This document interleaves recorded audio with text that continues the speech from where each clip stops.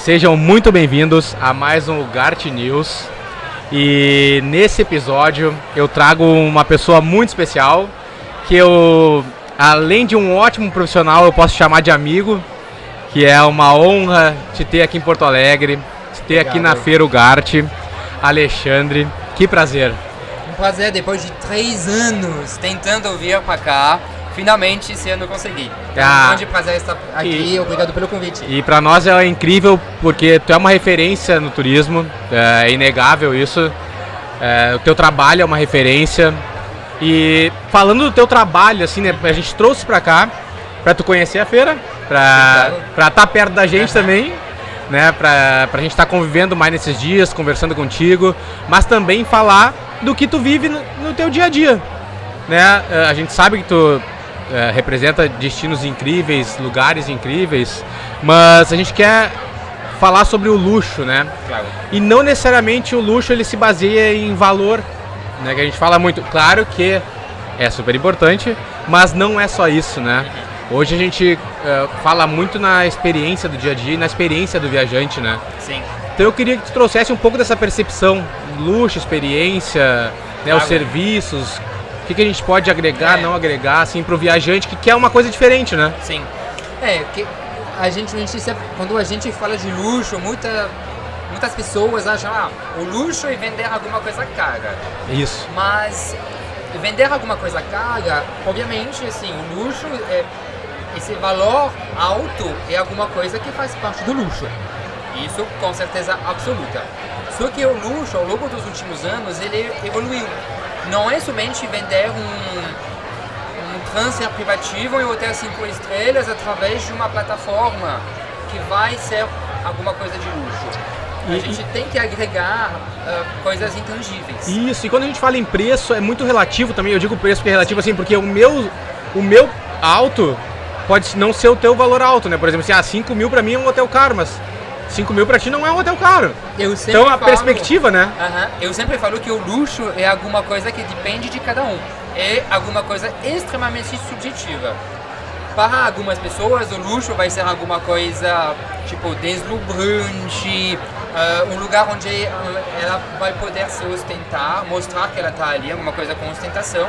E tem algumas pessoas, o luxo vai ser alguma coisa tranquila, vai ser um lugar extremamente afastado, um piquenique no meio do nada, no meio do Quênia, por exemplo, né? Que a gente tem atualmente um fan trip pelo Quênia que está acontecendo e as pessoas estão simplesmente numa cadeira no meio do nada com o lanche. E isso pode ser considerado uma percepção de luxo. Exatamente. Uma percepção de luxo. Porque eu digo assim, para quem, por exemplo, é por isso que eu digo luxo, ele é de percepções e é de serviços, né, de entrega, por exemplo. O que pode ser luxo para mim para quem não sabe, o Alexandre é francês, o nosso francês preferido. É o francês, já me entregou, é o francês mais gaúcho eu acho que da França e do Brasil. Mas, por exemplo, para uma pessoa, o luxo pode ser se hospedar de frente para a Torre Eiffel. Né? Porque é uma experiência incrível que ele sempre sonhou. E aquilo ali talvez seja o luxo da vida dele.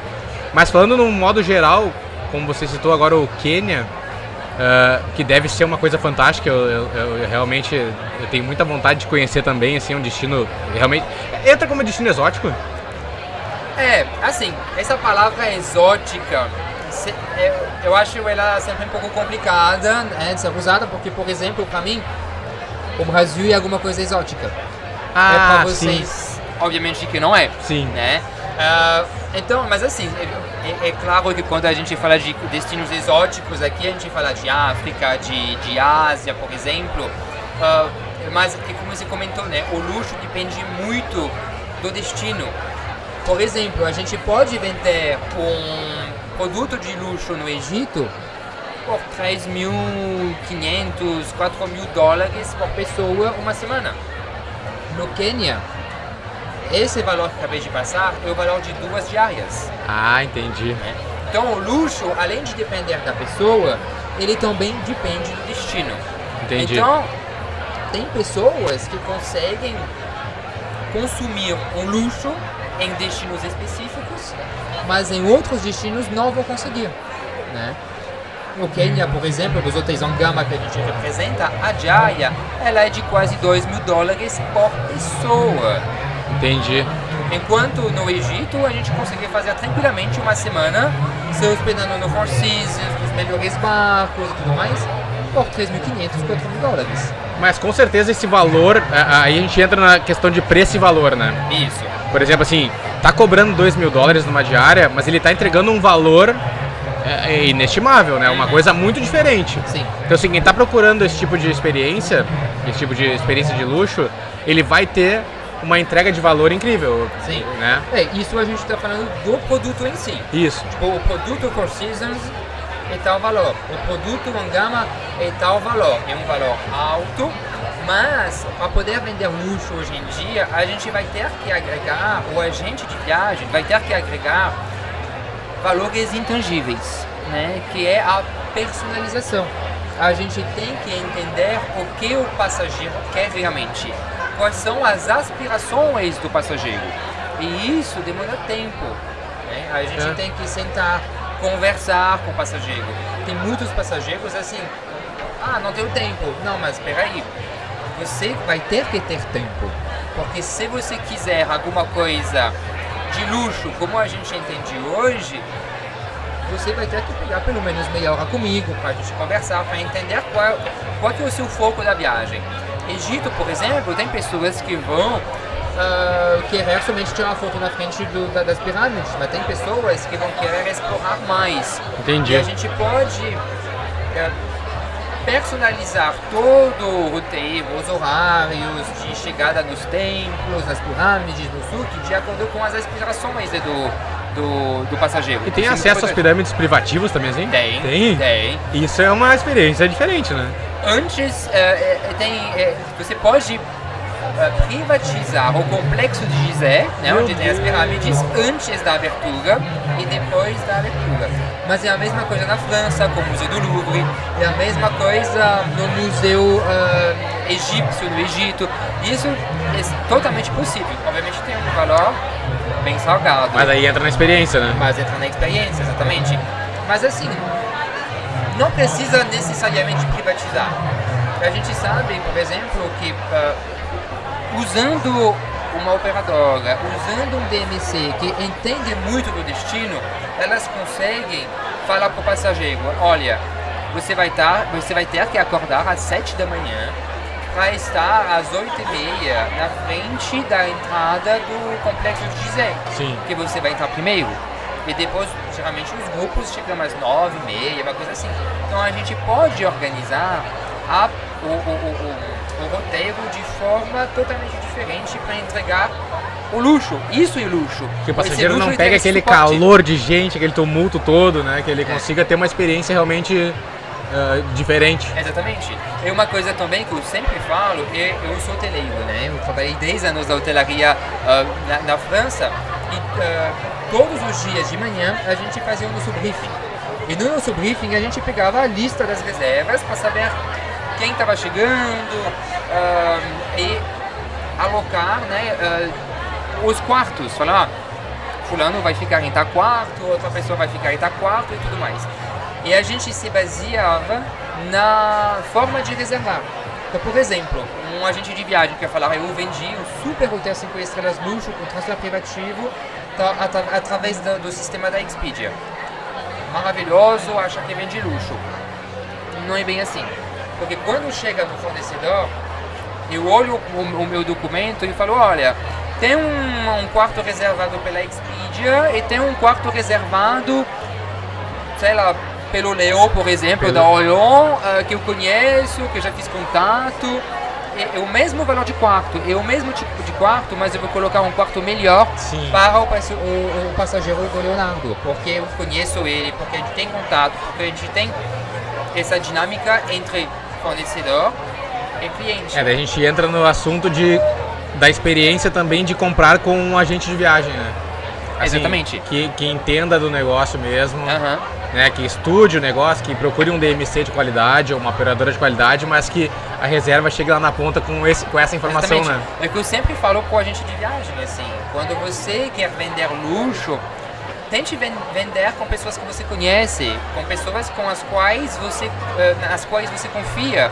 Avisa a gente, porque essa relação que entrega tudo. Esse valor é intangível para o passageiro, né, no início. Mas assim, são construções, relações interpessoais que a gente constrói ao longo da nossa carreira. Então, esses momentos, por exemplo, aqui na Algart, são momentos importantíssimos nessa feira. Porque a gente vai criar esses laços, e são esses laços que o passageiro vai se beneficiar depois. Até num caso aconteça um problema, né? É muito mais fácil de resolver quando ele está num círculo de pessoas que entendem do negócio, de um agente de viagem, um DMC que realmente entenda, né, o trabalho, trabalhe em volta daquilo ali para resolver. É muito mais fácil de resolver, né? Também. É difícil falar com uma OTA, por exemplo, você não consegue. Muito difícil. Então, eu falava nesse briefing, os piores quartos eram sempre reservados para as pessoas que a gente não conhecia ou para ferramentas com as quais a gente não tinha contato pessoal. E sabe que não vão chegar até vocês também? Não, exatamente. Essas plataformas, elas vendem, tô nem aí pra gente, né? Mas a gente tem um carinho especial para vocês, agente de viagens, operadoras de turismo, então a gente quer entregar o nosso melhor. Então acho que isso faz parte do luxo. Você vende alguma coisa cara, mas a cereja no bolo para o passageiro é usar o conhecimento, a rede de contatos suporte, conhecimento, que você tem, né? como agente de viagem ou operadora de turismo. Eu acho que isso também ele faz parte da venda, né, Alexandre? Quando tu vende uma personalização, tu vende o suporte, tu vende atendimento, né? Sim. Porque a gente tem que se diferenciar de alguma forma. Quem está vendendo, o agente de viagens que vende o produto, ele tem que se diferenciar de alguma forma. Sim. Ele se diferencia realmente dando um bom suporte, um bom atendimento, né? Personalizando aquela viagem. Hoje nós conhecemos várias pessoas, né? A Lívia, a Leide, a gente pode citar aqui. Nossa, muita gente. Milhares de pessoas que entregam um serviço diferente. Sim. E isso ele vai cair na percepção do cliente também. Que ele não vai estar comprando só um produto que ele não sabe nem como ele vai chegar lá, como vai ser a experiência, né? É uma coisa que eu sempre falo. É que assim, a pergunta que eu sempre faço para as pessoas, to fee or not to fee? Cobrar uma fee ou não? Eu acho que tem que cobrar uma fee de consultoria que você depois desconta da viagem quando a pessoa fecha. Exato. Mas assim, ninguém vai ver um médico ou um advogado pedindo dicas. Dicas, né? A gente não vai pedir, não faz sentido. O que você acha que eu tenho aqui? Então assim, a gente realmente tem que cobrar pelo nosso serviço, pelo nosso conhecimento. Tudo que a gente está fazendo aqui, todas essas agências de viagens que estão aqui, ao invés de estar atrás de um computador trabalhando, isso elas vão fazer às 10 da noite, depois desse evento. Isso tem um custo, né? Tem um valor agregado. É o tempo, né? Exatamente. E a agência de viagens, ela tem que se vender. Ela tem que ter um discurso pronto para poder vender um feed de consultoria, que tudo bem, depois o cliente vai ser descontado, né, da fatura final. Mas assim, o nosso trabalho, ele tem um valor agregado muito importante. E isso a gente tem que valorizar. Verdade. Alexandre, nosso papo está muito bom, mas a gente tem que caminhar para o encerramento dele. Passou muito rápido o nosso tempo aqui, né? Passa rápido. Mas eu queria te fazer a última pergunta, assim, vou até te pegar de surpresa, que a gente nem combinou isso, mas o que tu indicaria como destinos... como é que eu posso falar? Me fugiu a palavra agora, mas tendências de 2025, assim, de um turismo diferente. Sim, eu acho que o leste africano está se destacando cada vez mais, né? África do Sul, obviamente, com os voos, mas assim, o leste africano, Tanzânia, Quênia, Ruanda, Uganda, e depois com uma extensão para Zanzibar ou para Seychelles, assim, para mim é assim, o melhor dos destinos, né, nesse momento. Acho que essa é a tendência, então, para o pessoal buscar uma coisa diferente, mesmo incrível. Exatamente. Legal. Alexandre, muito obrigado. Muito obrigado pela presença, por estar aqui com a gente mais uma vez. Te agradeço muito. E, pessoal, assistam no YouTube da Algart esse episódio completo e muitos outros também.